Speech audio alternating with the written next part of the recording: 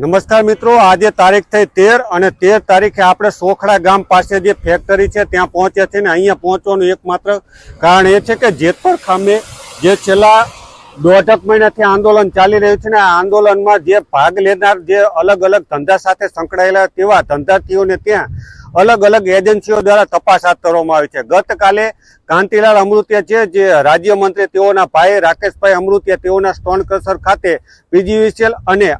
ખાણ ખનીજની ટીમ પહોંચી હતી અને તપાસ હાથ ધરી હતી અને આજે પણ આંદોલનકારી જે વૈભવભાઈ અમૃતિયા કહેવાય છે તેઓની આ ફેક્ટરી છે અને આમાં તેઓ ભાગીદાર છે અને આ ભાગીદારીની ફેક્ટરીમાં તે આજે બપોરના સમયે વિવિધ એજન્સીઓ અહીંયા પહોંચી છે, જેમાં ખાણ ખનીજ હોય, મહિલા અને બાળ સુરક્ષાના અધિકારીઓ, કારણ કે તેમાં બાળ મજૂર કામગીરી કરે છે કે કેમ। સાથે જ વાત કરવામાં હતો જે તપાસ હાલ ચાલી રહી છે, લગભગ 3 કલાકથી વધુ સમય વીતી ચૂક્યો છે ને હજી પણ તપાસ ચાલી રહી છે। એટલે જે પ્રકારે આંદોલનમાં વિવિધ